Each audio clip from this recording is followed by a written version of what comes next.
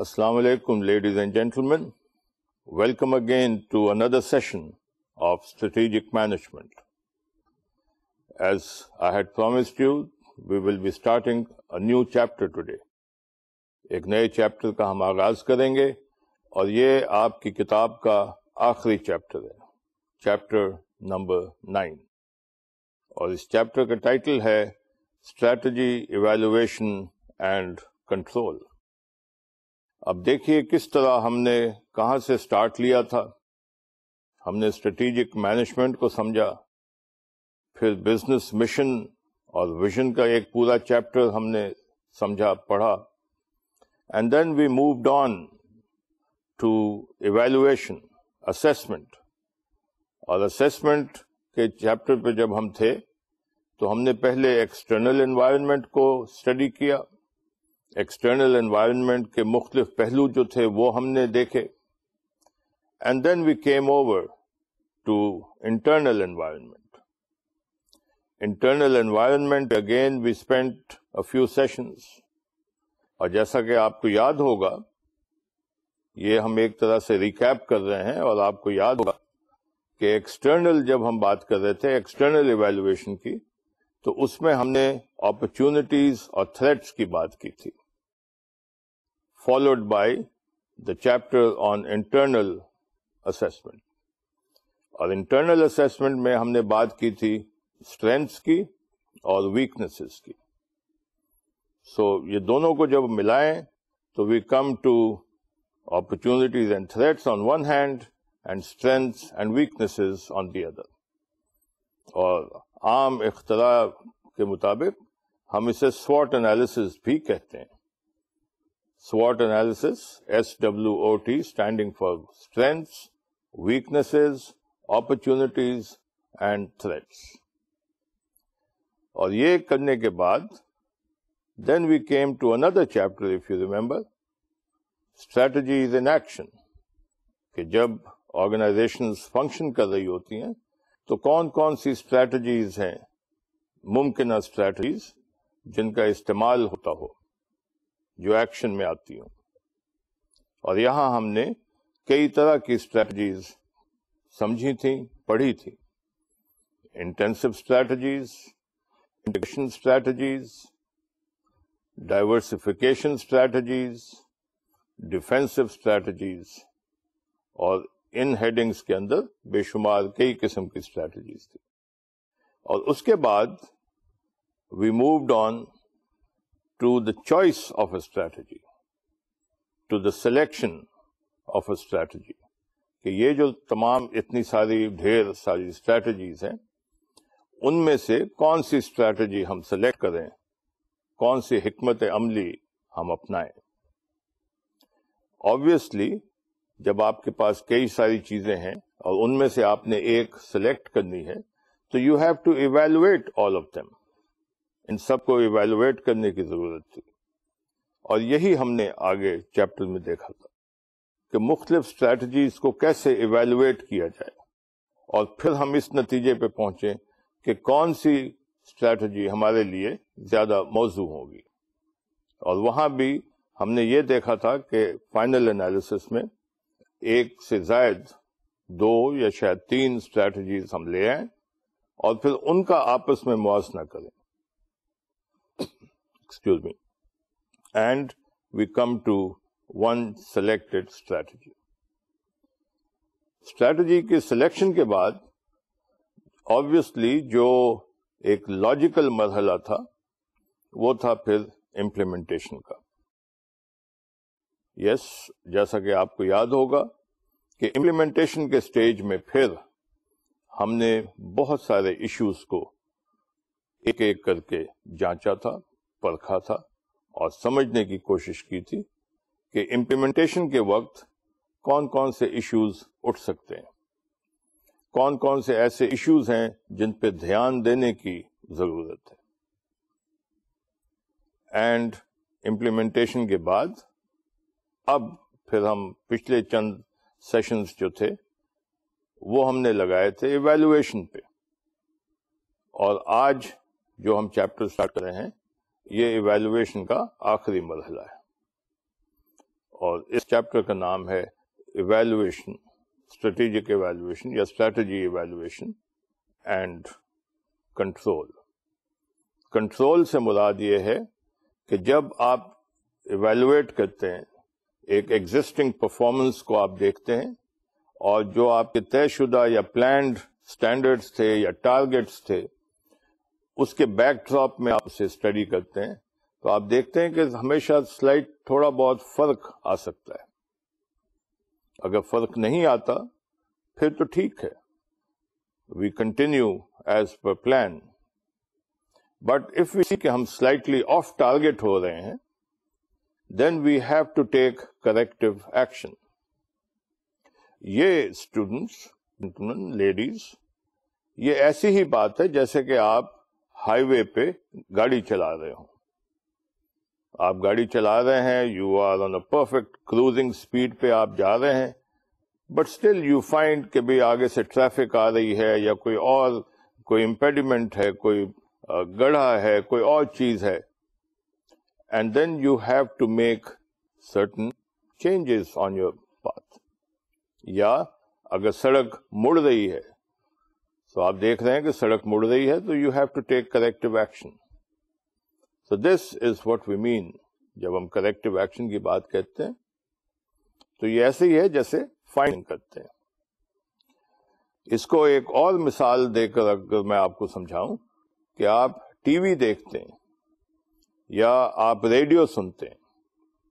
obviously جب آپ مثال کے طور پہ ریڈیو سنتے ہیں تو ریڈیو کو آپ ٹیون کرتے ہیں، آپ دیکھتے ہیں کہ کون کون سے اسٹیشنز اویلیبل ہیں، ان میں سے کون سا اسٹیشن آپ سننا چاہتے ہیں اور آپ وہ اسٹیشن سلیکٹ کرتے ہیں، اس کی آواز کو جہاں پہ آتی ہے وہاں پہ سیٹ کر کے پھر آپ والیوم سیٹ کرتے ہیں اور میوزک ہے یا گانے ہیں یا کوئی اور پروگرام ہے ریڈیو کا وہ آپ سنتے ہیں اینڈ ساتھ ساتھ آپ کوئی اور کام بھی کر رہے ہوتے ہیں. And then suddenly you realize کہ بیچ میں اسٹیٹک نوائز آنا شروع ہو گیا ہے یا کوئی اور ایسی آوازیں آنی شروع ہو گئی ہیں جو ڈسٹربنس کریٹ کر رہی ہیں، ڈسٹارٹ ہم کہتے ہیں. what do you do؟ آپ واپس ریڈیو پاس جاتے ہیں اور آپ اسے فائن ٹیون کرتے ہیں، putting it back on that exact frequency جو آپ کو چاہیے، جو آپ کی planned frequency ہے. سو اسی طرح اسٹریٹجی ایویلویشن بھی ایسے ہی ہے بالکل. آپ اپنی پرفارمنس دیکھتے ہیں، اس کو ٹارگیٹ کے ساتھ آپ کمپیئر کرتے ہیں، جو آپ کے ٹارگیٹ، جو آپ کا پلانڈ پرفارمنس کے اسٹینڈرڈس تھے، and whatever changes you کہ آپ دیکھتے ہیں کہ it is not exactly as per plan, then you take corrective action. So یہ آج کا موضوع بھی ہوگا اور اگلے چند ہمارے سیشن یہی موضوع ہوگا. But once when we have finished this particular chapter 9 جب ہم ختم کریں گے تو پھر I will spend maybe a session or two with you on certain other issues. ان میں کیس بھی شامل ہوں گی. کیس اسٹڈیز بہت اہم حصہ ہیں اسٹریٹجک مینجمنٹ کا، اور کیس اسٹڈیز میں جیسا میں نے پیچھے بھی ایک لیکچر کے ایک سیشن کے دوران یہ بات سمجھائی تھی کہ آپ کو ایک کیس دے دیا جائے گا ایک کمپنی یا آرگنائزیشن کے بارے میں، اسے آپ پڑھیں گے، دیکھیں گے، اس کا ڈیٹا چیک کریں گے، اور پھر آپ پوری اسٹریٹجک مینجمنٹ جو آپ نے پڑھی ہے وہ اس پہ آپ آزمائیں گے، یا اس کو اس اسٹریٹجک مینجمنٹ کے جو کچھ آپ نے پڑھا ہے you will be practically doing that or studying that organization from all those aspects, from all those angles. اور finally آپ پھر یہ دیکھیں گے کہ اس کیس اسٹڈی میں جو آرگنائزیشن ہے اس کی ایگزسٹنگ اسٹریٹجی کیا ہے، حالات کیا ہیں، اور کیا وہ موضوع اسٹریٹجی ہے، اور اگر نہیں تو آپ پھر اپنی طرف سے اسٹریٹجی اس کے لیے سلیکٹ کریں گے اور ایڈوائز کریں گے یا ریکمینڈ کریں گے. سو یہ case studies are an important part, and یہ بھی ہم after we have finished evaluation then we will take up that also for maybe 1 or 2 sessions, and that will wind up our entire course on strategic management. So آئیے ladies and gentlemen, let's begin with the strategy evaluation and control part. جیسا کہ آپ دیکھ رہے ہیں screen پہ, you see the chapter outline, and یہ out line جو ہے یہ چیپٹر 9 کی آؤٹ لائن ہے, جو جیسا کہ آپ کو اب تک تجربہ ہو چکا ہوگا کہ ایک چیپٹر کو ہم کئی سیشنز پہ پھیلاتے ہیں, تو یہ بھی اگلے چند سیشنز پہ پھیلا ہوا یہی چیپٹر ہوگا. اور اس کی آؤٹ لائن دیکھیے. پہلی چیز جو ہم اس میں دیکھیں وہ ہے the nature of strategy evaluation. Strategy evaluation کی نوعیت کو دیکھنے اور سمجھنے کے بعد پھر ہم آگے چلے اسٹریٹجی ایویلویشن فریم ورک, کہ اسٹریٹجی اور اس کی ایویلویشن کا فریم ورک کیا ہونا چاہیے. پھر published sources of strategy evaluation information.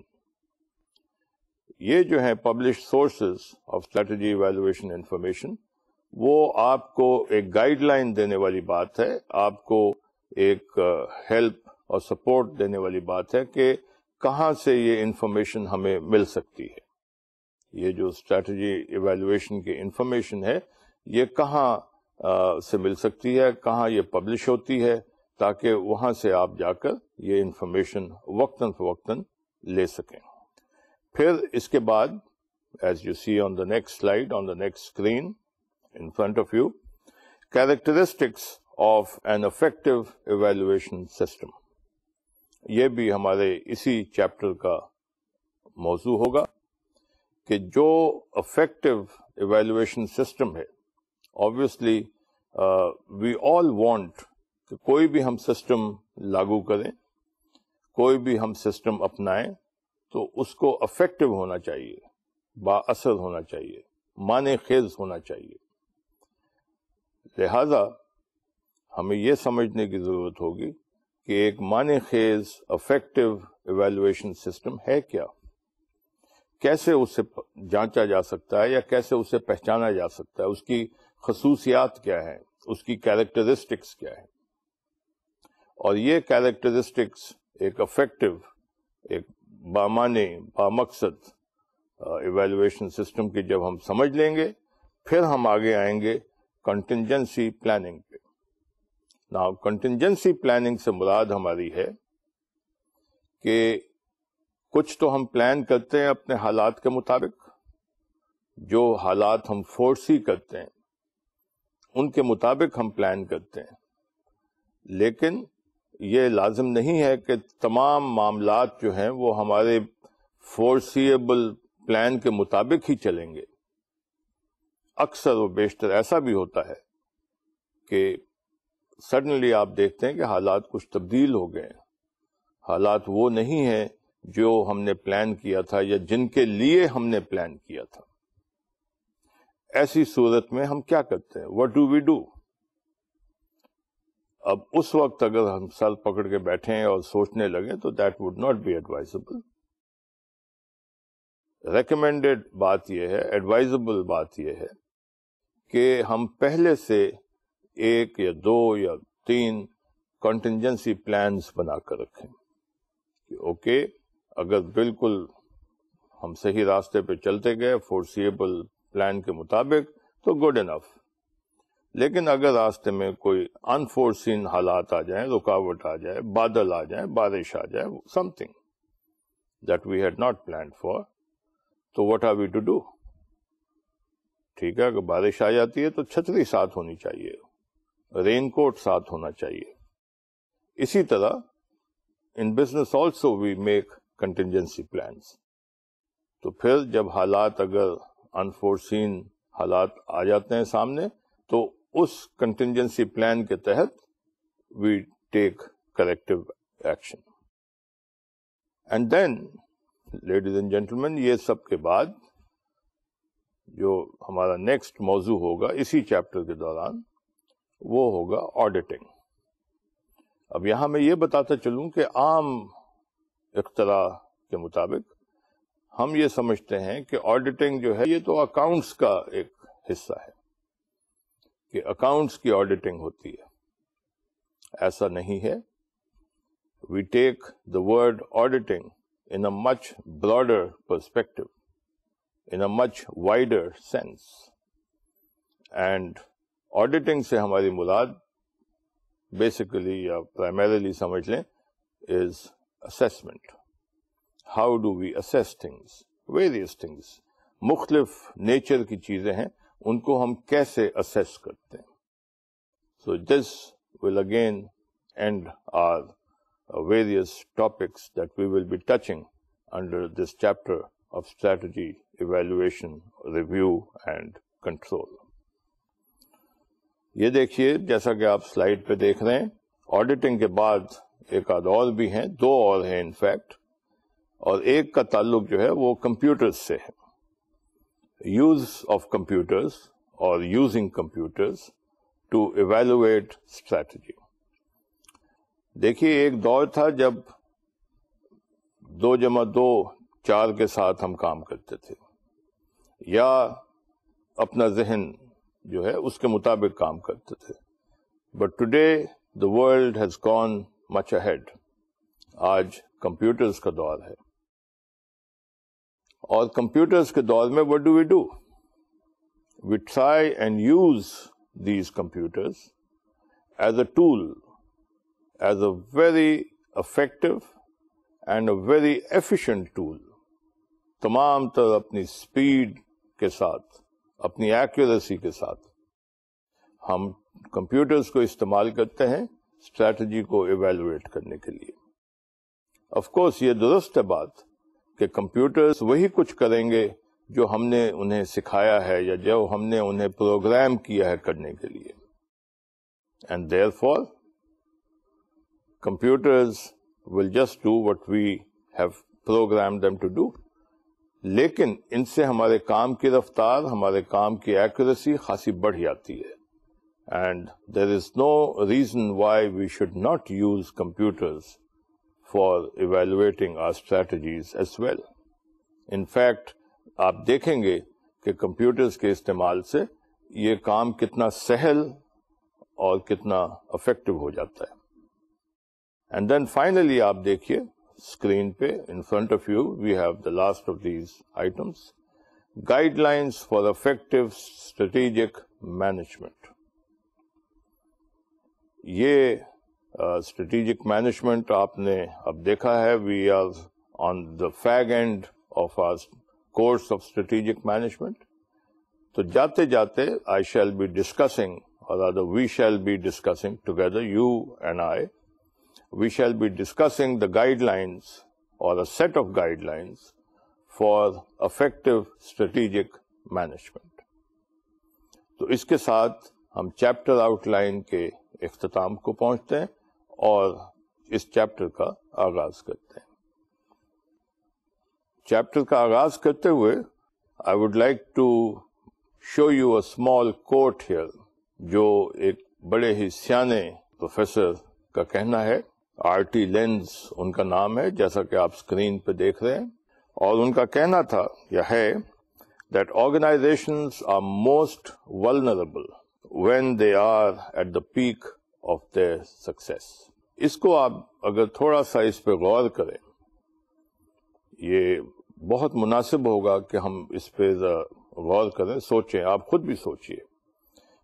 کہنا یہ ہے لینز, مسٹر لینز کا, کہ جب کوئی بھی آرگنائزیشن اپنی کامیابی یا اپنی سکسیس کے پیک پہ پہنچتی ہے, لیٹس سے کہ یوں وہ چل رہی ہے اور یہ وہ اپنے پیک پہ ہے اپنی کامیابی کے, that is the time when the organization is most vulnerable. Vulnerable سے مراد یہ ہے کہ کچھ بھی ہو سکتا ہے, کچھ بھی نیگیٹو کہہ لیں یا انفیوریبل حالات آ سکتے ہیں. وہ سب سے زیادہ ولنریبل اس سٹیج پہ ہے جب وہ سکسیس کی اپنی انتہا کو پہنچی ہو. اب ایسا کیوں ہے؟ یہ بڑی لاجیکل سی بات ہے اور تھوڑی غور طلب ہے. کیوں ہے ایسا؟ آپ دیکھیں گے کہ کامیابی کا اپنا ایک نشہ ہے. عام طور پہ لوگ کہتے ہیں nothing succeeds like success، کہ کامیابی جیسی کامیاب ہونے والی کوئی چیز نہیں ہوتی. ٹھیک ہے، درست ہے، لیکن اس کی وجہ سے کمپلیسنسی آ جاتی ہے، مزاج میں، طبیعت میں کمپلیسنسی آ جاتی ہے.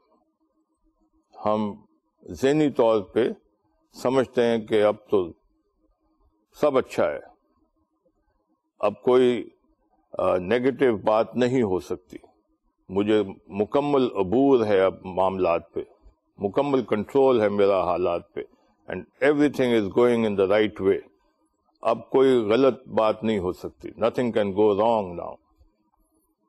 جب یہ سوچ آ جائے ذہن میں، خواہ وہ ایک فرد ہے، خواہ وہ ایک گروہ ہے، گروپ ہے، ٹیم ہے، یا وہ ایک آرگنائزیشن ہے.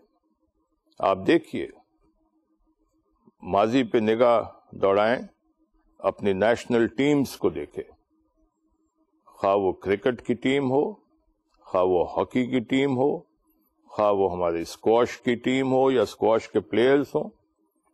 یہ میں ان کھیلوں کا ذکر کر رہا ہوں جن میں پاکستان نے، ہمارے ملک نے، دنیا میں ایٹ ون ٹائم اور دی ادر ٹاپ پوزیشنز حاصل کی ہیں، ہولڈ کی ہیں.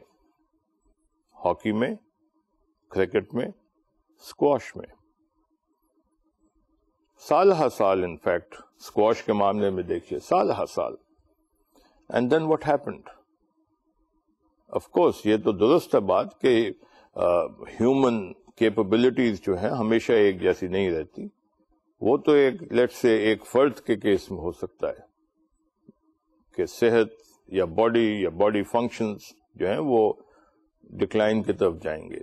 بٹ واٹ اباؤٹ ٹیمز، جہاں آپ ان کو متواتر فریش بلڈ انجیکٹ کرتے رہتے ہیں، یٹ وہ ٹیمز جو ہیں they do not succeed in maintaining that success. وجہ کیا ہے؟ ہر جیت کے بعد ذہن میں کمپلیسنسی آ جاتی ہے، ڈھیلا پڑ جاتا ہے انسان، ٹیم من حیث الٹیم کہہ لیں ڈھیلی پڑ جاتی ہے. بالکل یہی بات ہوتی ہے آرگنائزیشنز کے ساتھ.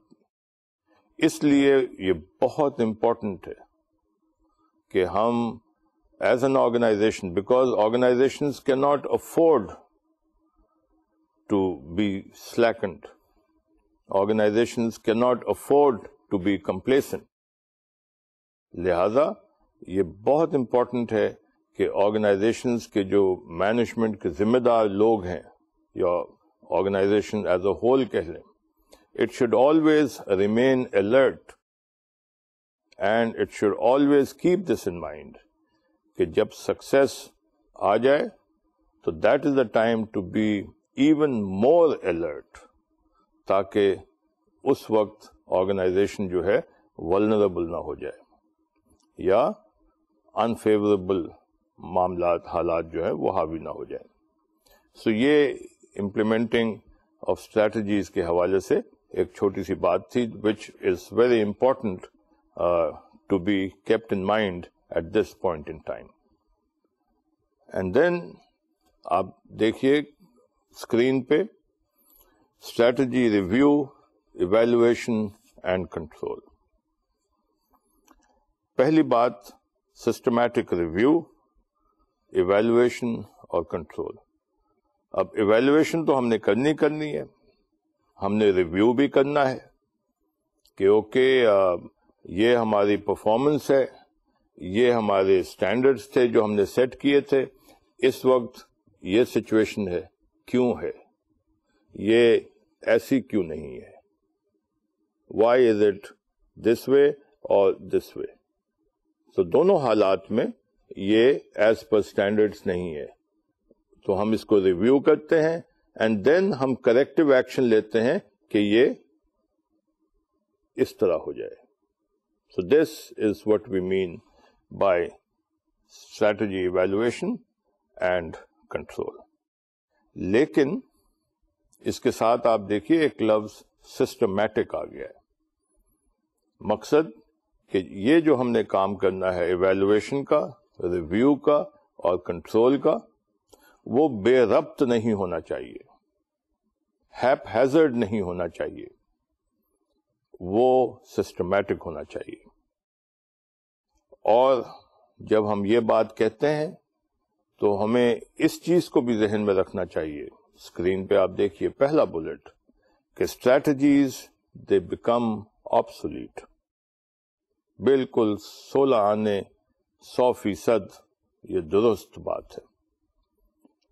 آبسولیٹ اسٹریٹجیز اس لیے ہوتی ہیں کہ حالات ہمیشہ ایک جیسے نہیں رہتے. Environment keeps changing. آپ کو یاد ہوگا پیچھے جیسا کہ میں نے بات کی تھی شروع میں، کورس کے شروع کے حصے میں انوائرمنٹ کی ہم نے بات کی تھی. اس میں میجر ایشوز کی ہم نے بات کی تھی، میجر ٹرینڈز کی ہم نے بات کی تھی یا فورسز کی بات کی تھی، گورنمنٹ ریگولیشنز کی یا پولیٹیکل کنڈیشنز کی ہم نے بات کی تھی، لیگل کنڈیشنز کی بات کی تھی. لیگل آف کورس گورنمنٹ کے ریگولیشن سے، پارلیمنٹ کے ایکٹس جو پاس ہوتے ہیں اس کی وجہ سے. اب دیکھیے اگر پولیٹیکل اور لیگل سچویشن میں ذرا بھی تبدیلی آتی ہے، اور وہ آتی ہی آتی ہے، we can not stop it.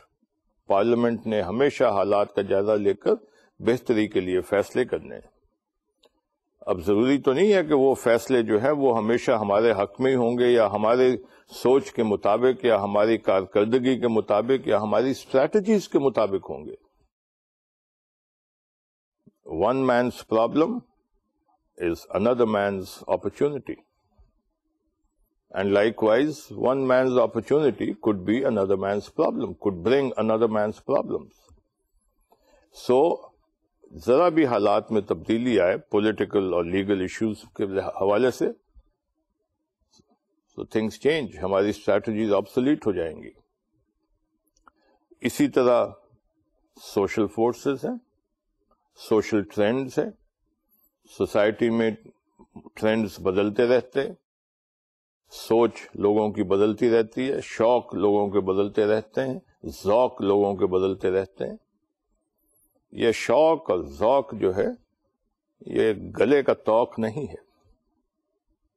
لہذا we have to make changes, اور یوں کہہ لیں کہ اسٹریٹجیز آبسولیٹ ہو جائیں گی. اسی طرح پولیٹیکل اور سوشل کے ساتھ ساتھ یا اس کے علاوہ اکنامک حالات ہیں. اکنامک چینجز اگر آ جائیں یا اکانومی ہماری اوپر کو چلی جانا شروع ہو جائے، بوم پیریڈ آ جائے، یا خدا نخواستہ اگر نیچے کی طرف اکانومی جاتی ہے، ریسیشن کی طرف جاتی ہے، تو بھی تبدیلی لازم ہے. اینڈ ہمارے جو اسٹریٹجیز ہم نے بنائی ہوں گی وہ آبسولیٹ ہو جائیں گی. اسی طرح ٹیکنالوجیکل فورسز ہیں، اسی طرح کمپیٹیٹو فورسز ہیں. ٹیکنالوجی میں آپ تو خاص طور پہ اس دور میں آئے دن چینجز آ رہی ہوتی ہیں. رات کو ہم سوتے ہیں تو حالات کچھ ہوتے ہیں ٹیکنالوجی کے معاملے میں، صبح کو کچھ اور ہوتے ہیں. So strategies do become obsolete, strategies can become obsolete. We should not be surprised اگر اسٹریٹجیز آبسولیٹ ہو جائیں، تو ہمیں گھبرانا نہیں چاہیے، بلکہ ہمیں پلانڈ طریقے سے حالات کا مقابلہ کرنے کے لیے ہر وقت تیار ہونا چاہیے. اسی طرح انٹرنل انوائرمنٹس آر ڈائنامک، اور اگلا پوائنٹ بھی میں یہیں پہ پڑھتا چلوں. It says that external environments are dynamic. So اب یہ ڈائنامک ہونا جو ہے this is common. It applies equally to both internal environment as well as external environment. ابھی میں نے چند لمحے پہلے political, legal, social, economic, technological and competitive forces کا ذکر کیا تھا.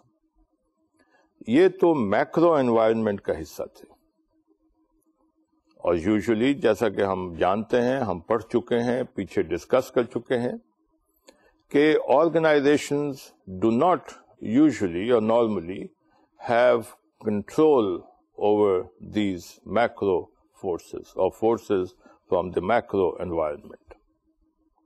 But what about the industrial environment?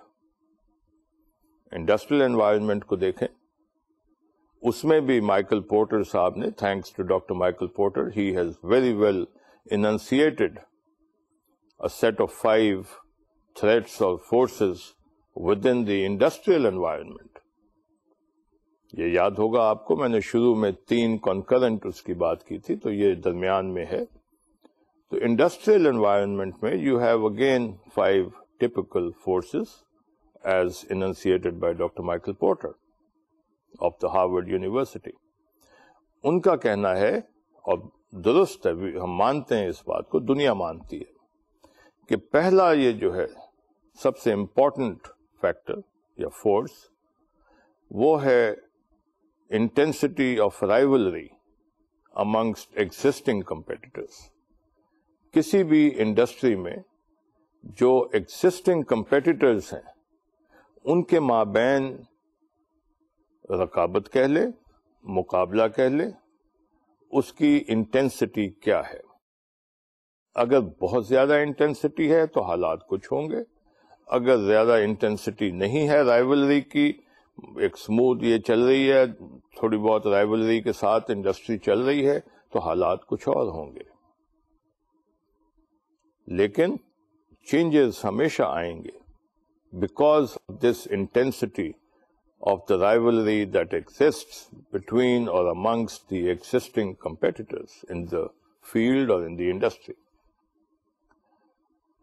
اب اس سے آگے چلتے ہیں ladies and gentleman. The next force that was mentioned within the industrial environment, 5 forces میں سے، وہ تھا the possibility of new entrants یا threat from new entrants, potential threat from new entrants. اب نیو انٹرنٹ سے مراد یہ ہے کہ ایک انڈسٹری ہے، لیٹ اس سے ٹیکسٹائل انڈسٹری ہے، اس میں مزید آپ اس کو نیرو ڈاؤن کر دیں، ٹیکسٹائلز کے اندر لیٹ اس سے گارمنٹس کی انڈسٹری ہے، ready made garments, knitted garments کی انڈسٹری ہے، اس میں ایک سرٹن نمبر آف کمپیٹیٹرز کام کر رہے ہیں. تو ان کی آپس میں ایک طرح سے جسے ہم کہتے ہیں ایکویشن بن چکی ہوتی ہے.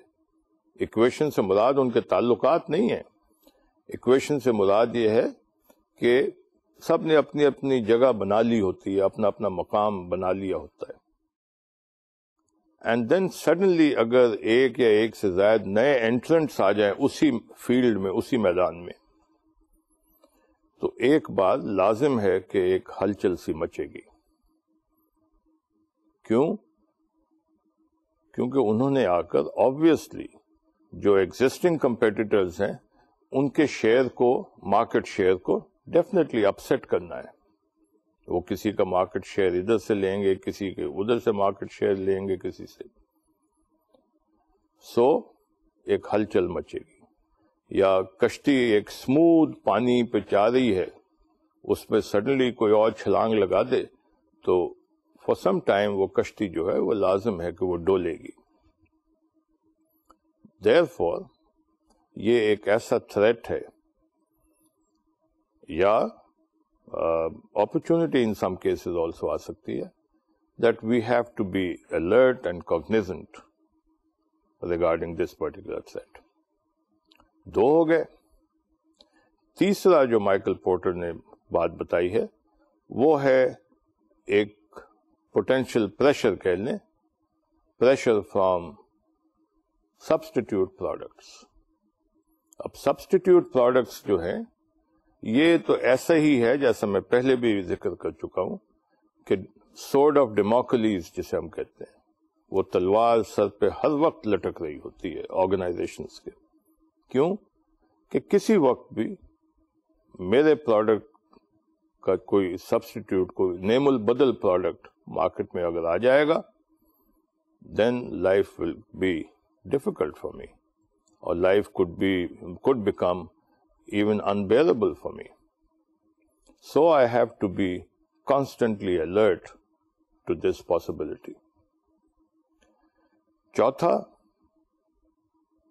was collective bargaining power of buyers. اگر buyers کم ہیں مارکیٹ میں اور بیچنے والے زیادہ ہیں تو دیکھیے سچویشن جو ہے اسے ہم کہیں گے اٹس اے بائرس مارکیٹ، کیونکہ جو بائرز ہیں وہ پھر اپنی بات منوائیں گے، کسٹمر جو ہے وہ اپنی بات منوائے گا. اس کے برعکس اگر بیچنے والے کم ہیں اور خریدار زیادہ ہیں تو وہی مارکیٹ جو ہے وہ سیلرز مارکیٹ کہلاتی ہے. پھر کیوں کہ then the seller is in a bargaining position, is in a stronger bargaining position as compare to the buyer. تو پانچواں پوائنٹ بھی یہی ہے. انفیکٹ ابھی ہم نے بات کی تھی چوتھے کی کہ collective bargaining power of buyers, but the fifth point is collective bargaining power of suppliers.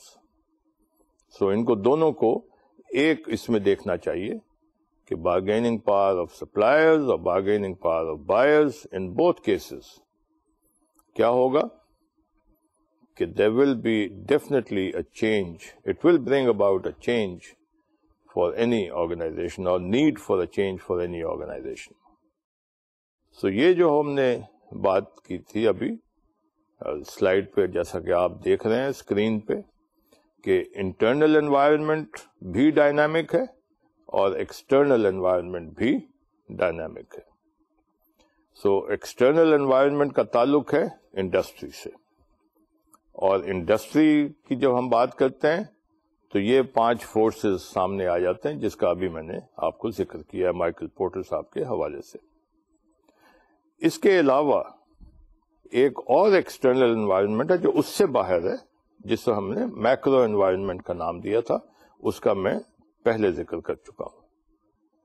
تو یہ ہو گئے ایکسٹرنل انوائرمنٹ کے 2 پہلو، and we have just seen now کہ یہ کس طرح ڈائنامک ہے. They can always change. Existing rivalry جو ہے ایگزسٹنگ کمپیٹیٹرز کے مابین وہ تبدیل ہو سکتی ہے، جو نئے انٹرنٹس کے آنے سے تبدیلی آ سکتی ہے، سبسٹیٹیوٹ پروڈکٹس کے آنے سے تبدیلی آ سکتی ہے. ڈائنامک سچویشن ہے. And similarly buyers and sellers کے جو ایکویشنز ہیں، بارگیننگ پاور ہے، اس کی وجہ سے بھی تبدیلی آ سکتی ہے. سو ون وے اور دی ادر ایکسٹرنل سچویشن میں there is always a dynamic situation. اب آئیے دیکھتے ہیں انٹرنل انوائرمنٹ کو. انٹرنل انوائرمنٹ کا تعلق ہے not with threats and opportunities. Threats and opportunities جو تھیں وہ ایکسٹرنل سے متعلق تھیں. انٹرنل انوائرمنٹ کا تعلق ہے وتھ اسٹرینتھس اینڈ ویکنیسز. اب اسٹرینتھس اینڈ ویکنیسز آپ کو یاد ہوگا کہ اس کا تعلق آرگنائزیشن کے اندرونی معاملات سے ہوتا ہے زیادہ. یہ ایسے معاملات ہیں جس پہ آرگنائزیشن کو کنٹرول ہوتا ہے یا ہو سکتا ہے. آف کورس بعض اوقات معاملات ایسے ہوتے ہیں کہ نہیں ان پہ قابو پایا جا سکتا، but as a whole strengths and weaknesses کی جب ہم بات کرتے ہیں تو یہ ہمیں بخوبی سمجھ آتی ہے بات کہ اس کا تعلق انٹرنل معاملات سے ہے اور وہ اسٹرینتھس اور ویکنیسز سے. اب دیکھیے کیسے. فائنانس کو لے لیجیے which is an important resource. اگر ایک آرگنائزیشن فائنانس کے معاملے میں آسودہ ہے بالکل، تو وہ ایک اسٹرینتھ بن جاتی ہے. اور اگر فائنانسز کی کمی ہے، ہم جسے انگریزی میں کہتے ہیں فائنینشیل کرنچ ہے، تو it becomes a difficult situation, it becomes a weakness. اسی طرح پلانٹ اینڈ اکوپمنٹ ہے مثال کے طور پہ، جو فزیکل ریسورسز سے جس کا تعلق ہے. اگر وہ ہمارے پاس لیٹسٹ اکوپمنٹ ہے اور کیپیسٹی یوٹیلائزیشن کا ہمیں فکر نہیں ہے، we have enough capacity available, it becomes a strength. اور وہی اگر ہماری مشینری پرانی ہے ہمارے کمپیٹیٹرز کے مقابلے میں، یا ہمیں پروڈکشن زیادہ چاہیے، ہمارے پاس کیپیسٹی اویلیبل کم ہے، تو وہی کیپیسٹی اور وہی مشینری یا پلانٹ اینڈ اکوپمنٹ کی جو کنڈیشن ہے وہ ہمارے لیے ایک ویکنیس بن جاتی ہے. بٹ بلکہ آئیے ایک آدھ اور بھی دیکھ لیں. ٹیک نو ہاؤ کی مثال لے لیں، آپ ٹیکنیکل نو ہاؤ کی بات کر لیں، یا جو ٹیکنیکل نو ہاؤ آبویسلی آتی ہے ہیومن ریسورس کے ذریعے. If we have qualified people, the right kind of qualified people, energetic people, enthusiastic people working for the organization, then this is a strength. اور اگر morale low ہے لوگوں کا، lackluster interest ہے، یا نو ہاؤ کی کمی ہے، فقدان ہے نو ہاؤ کا، قابلیت کا، اہلیت کا، تو وہی چیز جو ہے وہ ویکنیس بن جاتی ہے. لہذا آپ دیکھیں گے کہ اسٹرینتھس اینڈ ویکنیسز کی جب ہم بات کرتے ہیں تو یہ سب انٹرنل ہیں، these are internal to the organization, but they are always dynamic in nature. اچھے لوگ ہم نے ہائر کر لیے اپنا کام کرنے کے لیے، کام چلانے کے لیے، اسٹرینتھ ہے. لیکن اچھے لوگوں کو ریٹین کرنا بھی تو ایک پرابلم ہے. اچھے لوگ جو ہیں ان کی ہر وقت ہر کسی کو تلاش ہوتی ہے.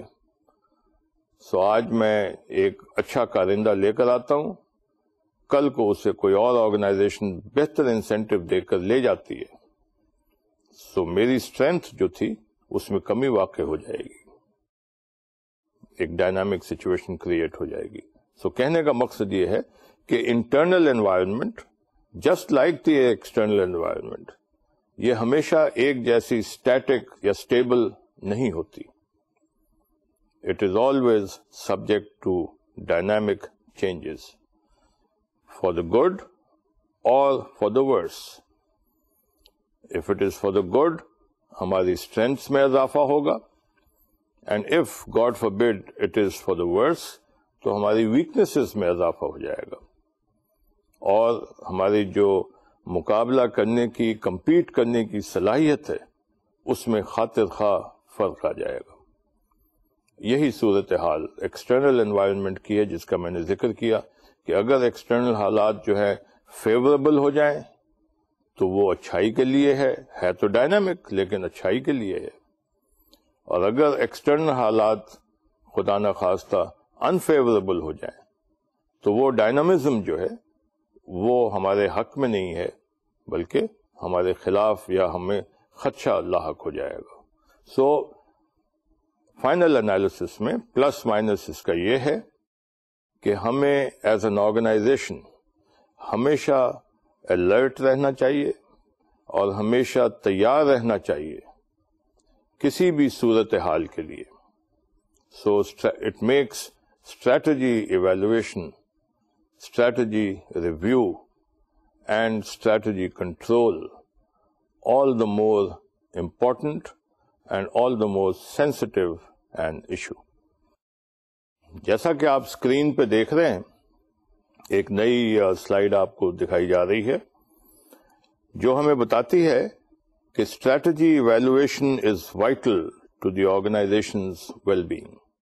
یہ ایک ایسا پہلو ہے یا ایک ایسی بات ہے جس پہ میرے خیال سے زیادہ مجھے بولنے کی ضرورت نہیں ہوگی، آپ اب تک اس بات کو بھی سمجھ چکے ہوں گے، لیکن پھر بھی اس کا ذکر کیے دینا یہاں پہ موضوع ہے کہ اسٹریٹجی ایویلویشن جو ہے، جیسا میں نے ابھی پہلے کہا تھا کہ ریویو کے ساتھ ساتھ اور کنٹرول کے ساتھ ساتھ یہ امپورٹنٹ ہے، لیکن یہ امپورٹنٹ اس طرح ہے کہ آرگنائزیشن کی بہبود جو ہے، ویل بینگ جو ہے، وہ اس سے ڈائریکٹلی ریلیٹڈ ہے. اٹ از، یو کوڈ سے that it is directly proportionate to the amount of evaluation and to the quality of your evaluation of your strategy. جو حکمت عملی ہم اپناتے ہیں، جس حکمت عملی کے تحت ہم ایک کام کرنا شروع کرتے ہیں، وہ حرف آخر تو نہیں ہے. therefore تبدیلیاں آ سکتی ہیں، حالات میں تبدیلیاں آ سکتی ہیں، اور ان تبدیلیوں کے مطابق اگر ہم نے ایویلویشن نہ کی اسٹریٹجی کی، تو پھر آرگنائزیشن کی بہبود جو ہے، ویل بینگ جو ہے، وہ اس کو خطرہ لاحق ہو سکتا ہے. لہذا ہمیں یہ بات یہاں سمجھ لینی چاہیے that the strategy evaluation is vital for the well-being of any organization. اس کے ساتھ ساتھ دوسرا بلٹ دیکھیے، alert management to potential or actual problems in a timely fashion. اب کسی بھی ادارے میں بے شمار لوگ کام کر رہے ہوں گے یا چند لوگ کام کر رہے ہوں گے، تو چند لوگ ہیں یا بے شمار لوگ ہیں، ڈزنٹ میٹر. اب یہ جو لوگ کام کرتے ہیں، یہ سب دیکھتے ہیں، محسوس کرتے ہیں، سمجھتے ہیں حالات کو.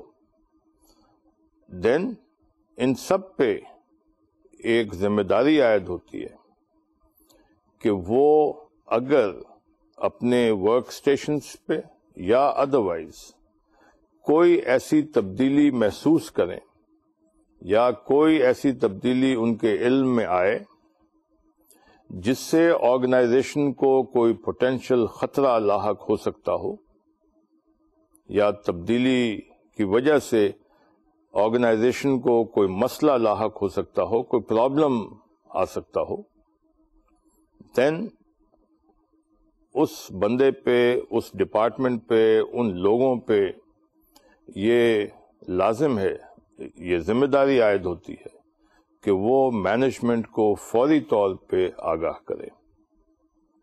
اب فوری طور پہ آگاہ کرنا، یہاں پہ میں نے جو اس کو اسکرین میں آپ کو دکھایا ہے، وہ ٹائملی فیشن سے مراد ہے، بر وقت جسے ہم کہتے ہیں.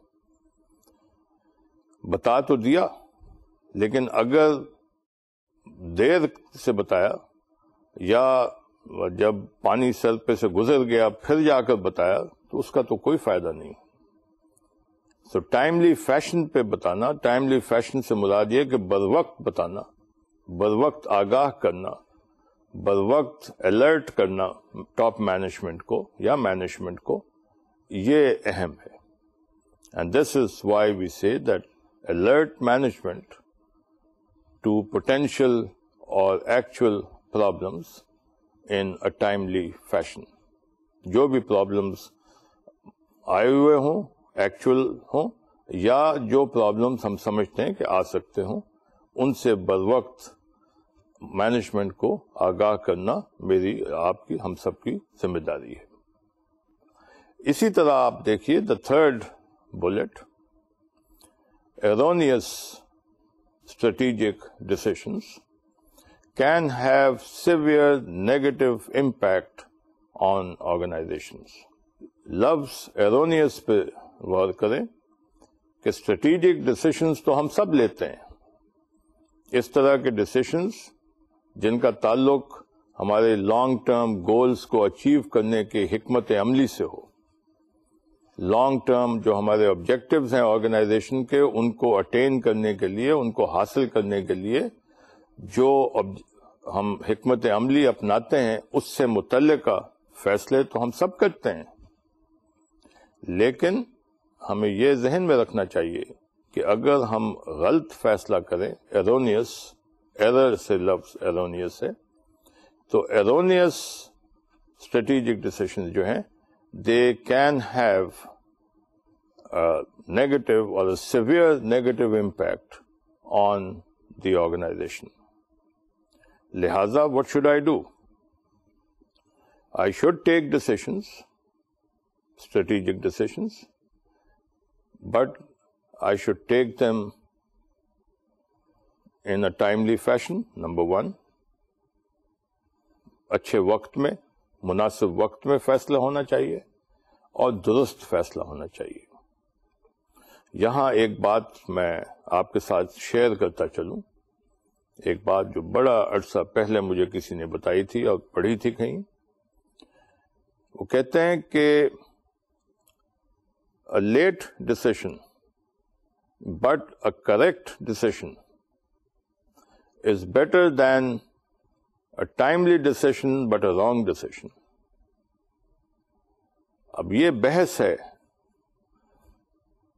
دوسرے طرف یہ کہا جاتا ہے that a prompt decision, albeit an incorrect decision, is better than a late decision, even if it is a correct decision.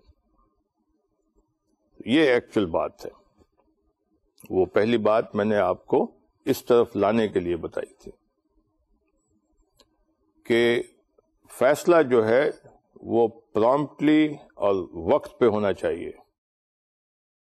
کہتے ہیں کہ وقت پہ اگر فیصلہ کر لیں، بے شک اس میں کوئی غلطی ہو، وہ اس فیصلے سے بہتر ہے جو درست ہے لیکن دیر سے کیا جائے. اس لیے جب بھی ہم فیصلے کرتے ہیں، جب بھی ہم اسٹریٹجک فیصلے کرتے ہیں، تو ہمیں یہ ذہن میں رکھنا چاہیے، ایک بروقت فیصلہ اور دوسرا درست فیصلہ. اور جہاں تک درست یا نادرست کہوں یا کہہ لیں کہ ایرونیس کہہ لیں فیصلے کا تعلق ہے، تو ایرونیس فیصلے جو ہیں، ایرونیس یا غلط فیصلے جو ہیں، they can have a very severe and a long lasting negative impact on an organization. لہذا ladies and gentleman, we must wind up or we could wind up this issue by saying کہ ہمارے فیصلے جو ہیں وہ بروقت ہونے چاہیے اور درست ہونے چاہیے. So with this I come to the end of this session. آج کا سیشن ہم یہاں ختم کرتے ہیں. Let us take a quick review. We have seen what is the nature of a review, nature of an evaluation, control، اور اس پہ تو ہم آگے چل کے بات کریں گے. لیکن ہم نے یہ دیکھا ہے، we've come to a final agreement I hope، کہ ہمارے فیصلے جو ہیں اسٹریٹجک فیصلے وہ بروقت ہونے چاہیے اور درست ہونے چاہیے. ایٹ دا سیم ٹائم کہ اسٹریٹجک جو فیصلے ہیں یا ایویلویشن ہے، it is vital to the well being of any organization. So یہاں آج مجھے ختم کرنے کی اجازت دیجیے. جیسا میں ہمیشہ کہتا ہوں، until we meet again, take care of yourself wherever you are, whosoever you are. اللہ تعالیٰ آپ سب کا حامی و ناصر ہو. May God be with you. خدا حافظ.